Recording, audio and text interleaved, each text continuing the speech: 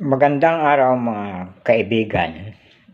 Ayon kay Commodore Coast Guard Commodore J. Tariela ay inalis na nila yung barrier o yung bakod o yung harang na inilagay ng Chinese Coast Guard. Actually, ang ginawa lang daw nila ay pinutol yung lubid na nakatali, kaya inanod-anod na yung mga lambat na yon at kinuha na rin ng mga Chinese Coast Guard. So, siyempre hindi naman ipapagawa ni Commodore Tariela yun kung walang utos si Presidente Marcos. Alam mo nyo mga kababayan, yung mga harassment, pambubuli ng China dyan sa West Philippine Sea. Pag sinabing West Philippine Sea, yung ayon doon sa batas ng UNCLOS na 200 nautical miles from the coastline natin, atin yung mga Ayungin Shoal, Spratly, Bajo de Masinloc o yung Scarborough Shoal ay atin yun. Tayo ang may nasa exclusive economic zone na yun.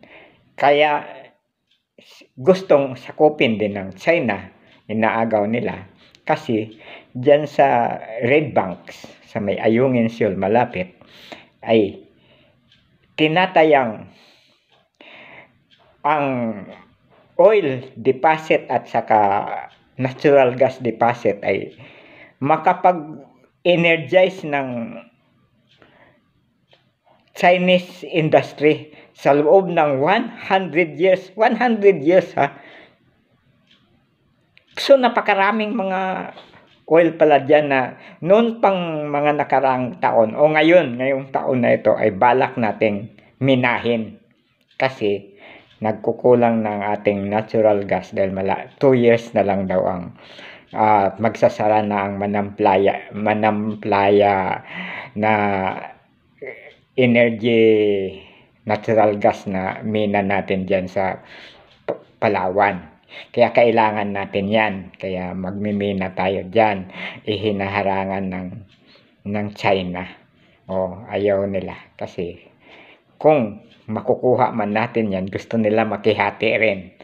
Siyempre atin yan pero guys, kung hindi lamang yung West Philippine Sea sa oil deposit, paano pa yung mga isda, mga yamang dagat dyan, mga taklubo, kung ano-ano, kailangan din natin yan. At kung walang naghaharas dyan sa atin, pwede pa natin gawing tourist spot yan. Nakatulad sa Boracay, mag jet ski tayo doon, kasama si Tatay Digong, o kundi magbangka-bangka, speedboat, kasama si Kuya Robin Padilla. Diba? Sarap-sarap ng buhay. Hayahay ang mga Pilipino kung walang nangaharas dyan. Maipagmamalaki natin, para tayong Saudi Arabia, oil producing country. Ganyan. Hayahay ang buhay natin. Mayaman tayo. Kaso lang, hindi pa natin nagagawa ngayon dahil nandyan niya yung China, mambubuli. Gusto nilang agawin yung Yun talaga. Mayaman yung West Philippine Sea. Nung araw naman ay hindi pinapansin dahil ano ba naman yun, ngayon sa pag-unlad ng siyensya at teknolohiya ay marami palang kayamanan na nakadeposito yan dyan. Maraming salamat po.